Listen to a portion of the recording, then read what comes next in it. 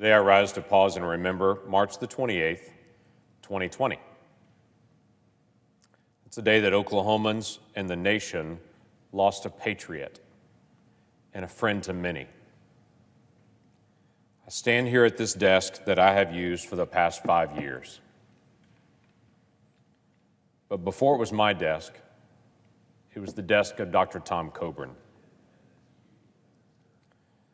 A few days after we gavelled out in March, Dr. Coburn took his first breath in heaven, where he was finally cancer-free, finally pain-free, living in the presence of Jesus, where there's no government waste and no inefficiency, where there's no conflict, and liberty is absolutely eternal.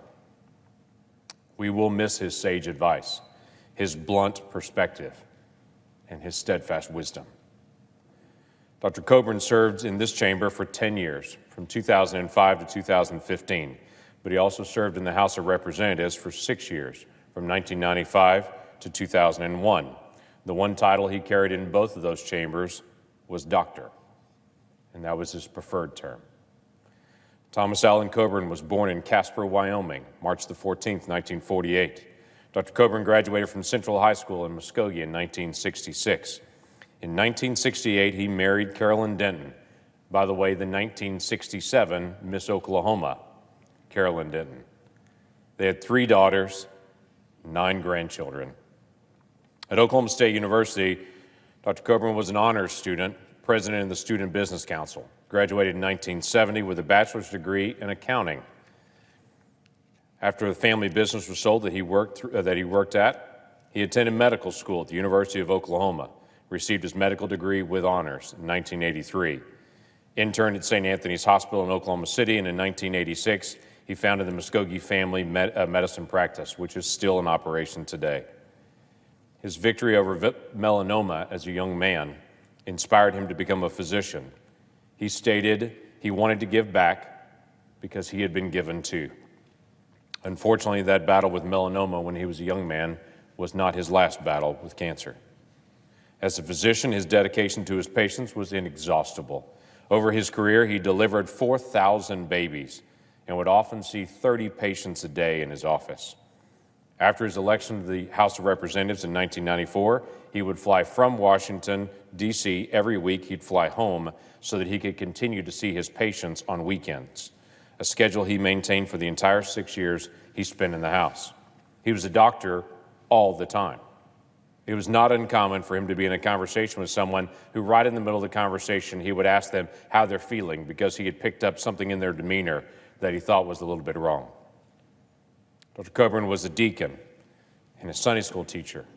And in all this story that I've told you, if you're looking for some element of politics in the background, you won't find it until 1994. His decision to run for Congress in 1994 was a long shot. He narrowly won, becoming the first Republican to represent Oklahoma's 2nd congressional district in 73 years. He went to Congress as a man on a mission. He was determined to help solve the nation's problems. His focus was not Oklahoma. It was the nation. I remember asking him privately before I started serving in the House of Representatives how he made a difference. His answer was, there are 2 people that make a difference in Congress: the person who studies and the committee chairman. Study more than anyone else, know the issue, and you can get it done. His tenacity on every issue was legendary. Politico once summarized it well, saying a typical bill moving through the Senate has a number of institutional hurdles to clear: subcommittee, committee, leadership, and Coburn. It's that last one you won't find in a textbook. His staff were wholly devoted to the cause, not necessarily because of him, but because of the mission. One of his former staffers wrote this after Dr. Coburn passed. He said, "We blocked a lot of bills.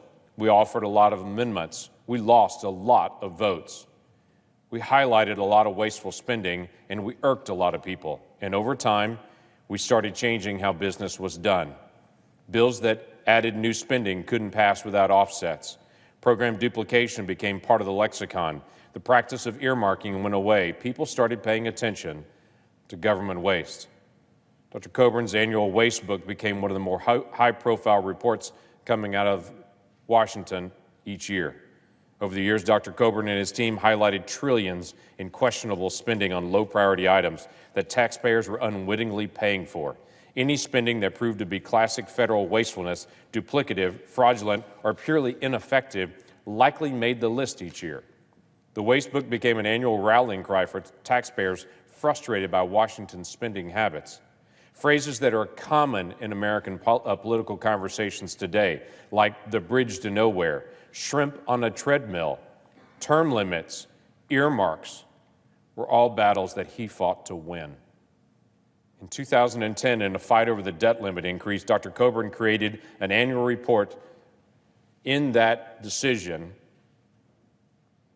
from the Government Accountability Office on government duplication. It seemed like just another government report, but that report that he passed in 2010 has saved taxpayers $262 billion so far. Dr. Coburn and his team were in the fights worth fighting, but they were battling on the playing field of ideas and policy proposals, not against people. In a town that wants to label everything left versus right, liberal versus conservative, Dr. Coburn and his team didn't have any criteria to meet those who joined them in the fight. They were willing to pull together any ally. You didn't have to agree on everything, but as long as you agreed on a couple of things in front of you, that's what mattered. And the friendships that were forged in the fight were genuine, true, and certainly unique. He was the chief sponsor of President Obama's USAspending.gov to increase transparency in government spending. He was a champion for HIV and AIDS patients and medical research to save lives.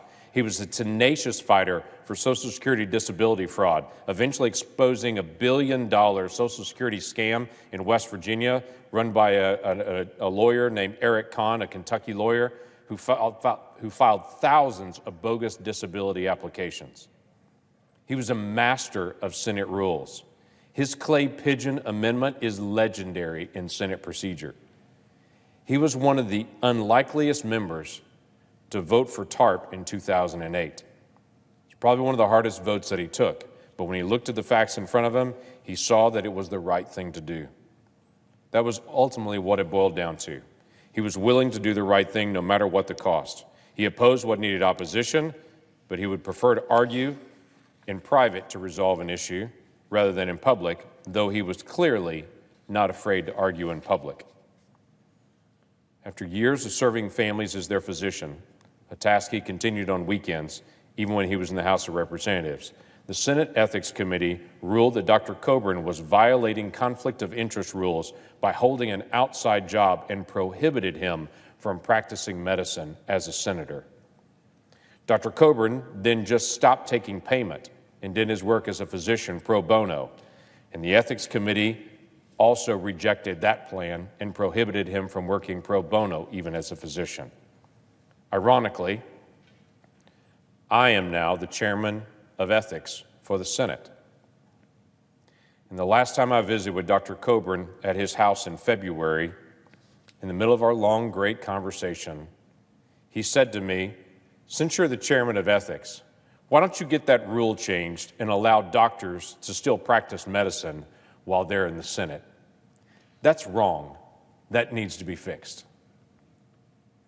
Even in the end, he was still working to right what was wrong. Many people know that when Dr. Coburn left the Senate, he spent his time trying to fix Congress, still working on term limits and a balanced budget amendment. If you've not seen it, you should read some of the things his former staff wrote about Dr. Coburn after he passed away a few weeks ago. Any senator in this chamber could only wish that our staff looked up to us as much as his staff looked up to him. I thought the best way to honor Dr. Coburn today, though, was to remind this body of what Dr. Coburn said as he walked out of this body, his farewell speech. Among the many things he said, he challenged the Senate and senators by saying this: the Senate was designed uniquely to force compromise, not to force gridlock, to force compromise. One senator had the power to stop everything for the first 100 years but it didn't. because compromise was the goal. Our founders understood there were many differences between the states in size, in geography, economy, and opinions. They united the states as one country based upon the premise that many are more powerful than the one. As senators, we have to follow this example. Then he said this, "I've not always done that. I admit that freely to you, but I should have." As senators, we must follow the example, stand for our principles, but working to find those areas of agreement where compromise can be found to unite and move our country forward. Not all the powers of the senators are exercised on the Senate floor. Each member of the Senate has a unique role to participate and practice oversight, to hold the government accountable, and that's part of our duties, except most often that is the part of our duties that is most ignored. True debates about national priorities would come about if we did effective oversight. It is the Senate, once hailed as the world's greatest deliberative body, where these differences should be argued. Our differences should be resolved through civil discourse, so they are not settled in the streets. Just as the Constitution provides for majority rule in our democracy while protecting the rights of the individual, the Senate must return to the principles to bring trust of the electorate, and it can. The theme of his whole farewell speech centered around this one statement: we do not have one problem we cannot solve. There is nothing too big for us. They are all solvable. On this National Day of Prayer, I believe it's entirely appropriate that we pray for Dr. Coburn's family, friends, and former staff who will miss his friendship and his counsel. So will our nation. I pray that Carolyn, their daughters, and their families cherish the memories of a husband, dad, and grandfather. Our state and our nation will be forever grateful for your sacrifice. I pray that the tasks Dr. Coburn began would be completed for the sake of our liberty and of our future. And I pray that this body would take up the challenge he left on this floor to solve the hard problems we face as a nation together. I yield the floor.